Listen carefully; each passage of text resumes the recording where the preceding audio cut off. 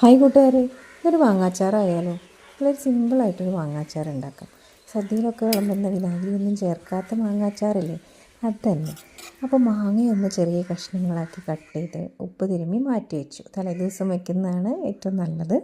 അതിലേക്ക് ആവശ്യമായിട്ടുള്ള ഉലുവയും കായൊക്കെ വറുത്ത് കൊടുത്ത് എണ്ണ ചൂടായപ്പോൾ കടുകും കറിവേപ്പിലയൊക്കെ താളിച്ച് എരിവിനാവശ്യമായിട്ടുള്ള മുളക് പൊടി ചേർത്ത് തിളച്ച വെള്ളം അതിലേക്ക് ഒഴിച്ചു കൊടുത്തു. ആവശ്യത്തിന് പൊടിച്ച ഉലുവയും കായമൊക്കെ ചേർത്ത് കൊടുത്തതിന് ശേഷം നന്നായി ചൂടാറിയതിന് ശേഷം നമ്മുടെ ഈ മാങ്ങ അതിലേക്ക് ഇട്ട് കൊടുത്ത് നന്നായി മിക്സ് ചെയ്തെടുക്കുക.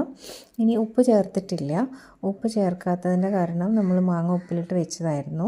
അപ്പോൾ ഉപ്പ് കുറവായതുകൊണ്ട് അതിലേക്ക് ആ മാങ്ങയുടെ അടിയിലുണ്ടായിരുന്ന വെള്ളം ഒഴിച്ചു കൊടുത്തിട്ടുണ്ട്. ഇനിയും ഉപ്പ് കുറവാണെങ്കിൽ ആവശ്യത്തിന് ഉപ്പ് ചേർത്ത് കൊടുക്കാം. വിനാഗിരി ചേർക്കണമെന്നുള്ളവർക്ക് ഈ വെള്ളം തിളപ്പിക്കുന്ന